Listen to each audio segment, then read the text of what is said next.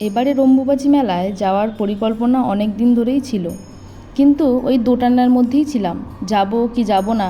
আর এত ভিড় হয় যে সেখানে গিয়ে পৌঁছাতে আদৌ পারবো কি না বা শরীর সাথ দেবে কি না, এই সব ভেবে চিন্তে অবশেষে কিন্তু বেরিয়েই পড়েছিলাম। তো মা কামাখ্যার মন্দিরে যাওয়ার জন্য প্রথমে আমরা আমাদের ধারাপুর থেকে বাসে করে ওই বেলা 3টে নাগাদই বেরিয়েছিলাম।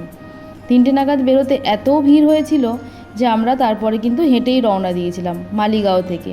তো হেঁটে দেখলেন যে মন্দিরের গেট পর্যন্ত ঢোকার মুখে এত ভিড়। আর এই বছর আবার নতুন ব্যাপার করেছে যে 6টা পর্যন্তই কিন্তু মন্দিরের গেট খোলা থাকবে, মানে 6টার পরে আপনি নিচ থেকে আর ওপরে উঠতে পারবেন না। আর এই সময় লাইনে মনে হয় কয়েক লাখ ভক্ত দাঁড়িয়েছিল।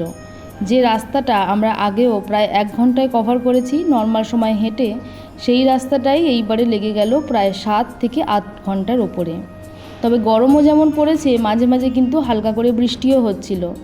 আর সরকারের তরফ থেকে তো বিভিন্ন সুযোগ সুবিধা ছিল, কিন্তু কোথাও গিয়ে আমার মনে হয়েছে যে একটু তো পুয়ার ম্যানেজমেন্ট ছিলই, ফলে আরও একটু যদি ভালো করে ব্যবস্থাপনা করতে পারতো সেক্ষেত্রে কিন্তু এত যেহেতু দর্শনার্থী এসছে তাদেরকে এই কিছু কিছু যে অসুবিধাগুলো হচ্ছিল সেইগুলোকে ফেস করতে হতো না।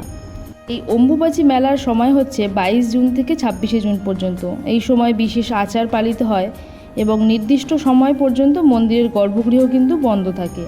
পরে আবার পুনরায় দর্শনের জন্য মন্দির খুলেও দেওয়া হয়। আর এই সময় এই যে লাল পোশাকে সাধু সন্ন্যাসী, অঘরী, কীর্তন, ধূপের গন্ধ এবং জয় মা কামাখ্যা, এই ধ্বনিতেই পুরো নীলাচল পাহাড় মানে একদম ভরে থাকে। অবশেষে বহু ঘন্টার অপেক্ষার পরে মন্দিরে প্রবেশের সুযোগ হলো। আর এই মা কামাখ্যার মন্দির যেহেতু বললাম বন্ধ থাকে, কিন্তু চারপাশটা ঘুরেই আমরা মাকে আমাদের যে শ্রদ্ধা সেটাই জানালাম। আর মন্দিরের ভিতরে ঢুকে না একটা অদ্ভুত যেন শান্তি মিলল। এত ঘন্টার প্রায় 8 থেকে 9 ঘন্টার যে যাত্রা, সেটা কিছুই মনে হলো না। মনে হলো যেন এই তো আমরা এলাম আর এই তো এসে পৌঁছেও গেলাম। আর মন্দিরটা এত সুন্দর করে সাজিয়েছে যে বলার কিন্তু কোনো ভাষা নেই। এই সময় বাইরে থেকে অনেক সাধু সন্ন্যাসী তারা এসে কিন্তু নিয়মিত ওইখানে জপ তপ ধ্যান সমস্ত কিছু করে। আর এমনি তো নর্মাল সাধারণ দর্শক তো আসছেই, পর্যটকও আসছে, এমনকি বাইরে থেকেও কিন্তু প্রচুর লোক এসছে। আমাদের মন্দির পরিক্রমা করে আমরা ওই 12টা সাড়ে 12টা নাগাদ বেরিয়ে আসছি। সেই সময় এসছে তুমুল বৃষ্টি।